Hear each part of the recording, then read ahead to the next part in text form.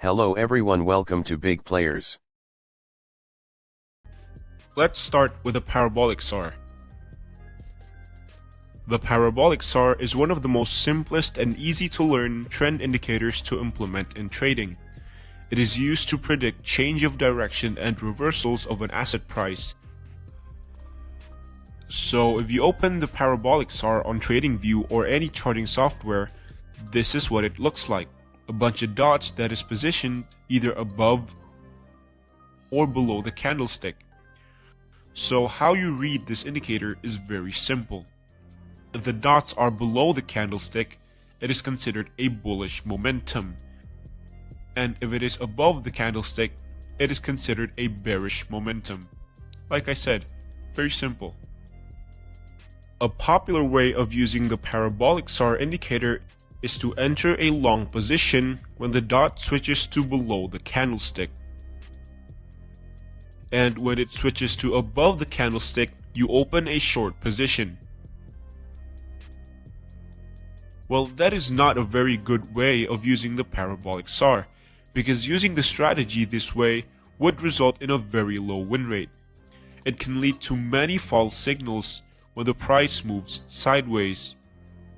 But solely trading only using the parabolic SAR indicator is also a bad idea. Let's say you enter a short position here because you thought the market is on a downtrend. But if you zoom out and look at the bigger picture, you can see that the market is actually on an uptrend. So if you took a short position here, that means you are actually going against a trend, which is not a good idea. That is why it is better to combine the parabolic SAR with another indicator, such as the Ichimoku cloud. The Ichimoku cloud or the Ichimoku Kinko indicator is a very versatile indicator that can help define support and resistance, trend directions, and momentum. In first glance, it may seem messy and very hard to read, but let's break down the parts. It consists of multiple parts. We have the Tenkan Sen, which is also known as the conversion line, the Kijun Sen, or also known as the baseline, and the Chikou Span, or also known as the lagging span, and two leading spans that form a cloud. So how the hell do you use this mess? Well, it's actually a lot simpler than you think. So first things first, there are a couple of rules to follow when trading the Ichimoku indicator. To make it easier, I'm going to disable all parts except these two leading spans, which makes the Kumo cloud. So what you need to remember is this: if the candlesticks are above, you are only looking to go long. When it's above the clouds, you only take long positions. Similarly, when it's below the cloud, it means that the price is on a downtrend and you are only looking for short positions. Another rule is that if the candlesticks are between or inside the cloud, do not trade it. Simple. So what about the other parts of the indicator? So I'm going to remove the lagging span because you can still use the Ichimoku without the lagging span. It's just a preference, but for the sake of simplicity, I'm going to remove it. So now we are left with the cloud, the conversion line, and the baseline. To make it simple to understand, these two lines behave like a moving average. The conversion line acts as a faster moving average and the baseline acts as a slower moving average. So the way we use this is by waiting for the lines to cross over.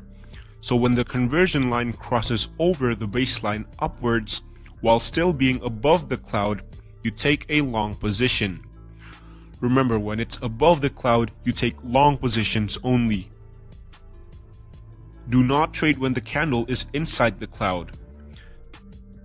Similarly, when the conversion line crosses the baseline downwards while still being below the cloud, you take a short position.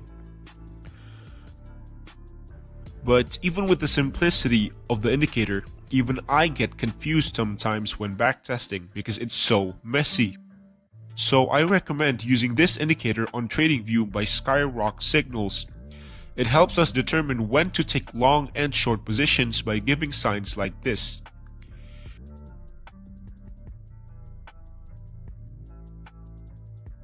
trading using the Ichimoku indicator isn't really effective because the conditions to meet the buy and sell signals very rarely appear, so you take less trades.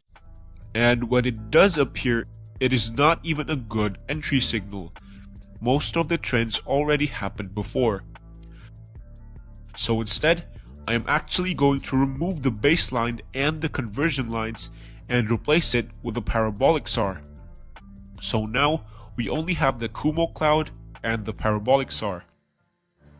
Utilizing the combination of the parabolic SAR and the Ichimoku cloud is very simple. So again, we follow the rules of the Kumo cloud, which is if the candles are above the cloud, only take long positions, and if the candles are below the cloud, only take short positions. And don't take positions if the candle is inside the cloud. So for our entry signal, when the candle is above the clouds and the parabolic SAR is below a candle, you take a long position. So you would enter a position here. Remember, the parabolic SAR is a lagging indicator, so you always buy from a candle's close. It's the same thing with the short position. If the candle is below the cloud without touching it, and the parabolic SAR is above the candle, you take a short position. Now for our exit signal. There are 3 criteria for us to meet when exiting a trade. The first criteria is when the candlestick hits the cloud. When the candlestick hits the cloud like this, we close our position immediately. But if it gets out of the cloud again and our entry signals are met, I enter a position again. Next is if the candlestick hits the parabolic SAR. At the beginning, I said that we are using the parabolic SAR as a trailing stop loss. So this is exactly that. So if the candle touches the parabolic SAR, we close our trade. The third criteria is if the parabolic SAR changes position. So if the parabolic SAR changes position like this, I also close my trade. These 3 criteria can happen without order. So if any of these 3 came out first, I close my trade. Reasons to this low win rate is because the parabolic SAR often displays a very late exit signal. There are multiple times where a trade is supposed to be profitable but turned out to be a loss because the parabolic SAR displayed a late exit signal, and the clouds aren't really helping either. It just adds unnecessary steps and sometimes wasted trade potential. You can easily replace the cloud with a long period EMA. But what I noticed from this backtest is that the parabolic SAR has a really good potential of becoming an entry signal. Most of the trends actually got detected early by the parabolic SAR, but because of the late exit, most trades turned out to be a loss.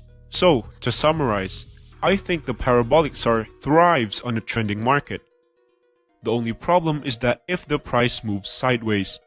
So if we paired up the parabolic SAR indicator with another indicator that filters out false trends, it may be a decent strategy. And remember, trading is a probability game. So if you found an indicator or multiple indicators with a high win rate, it will give you an edge in trading.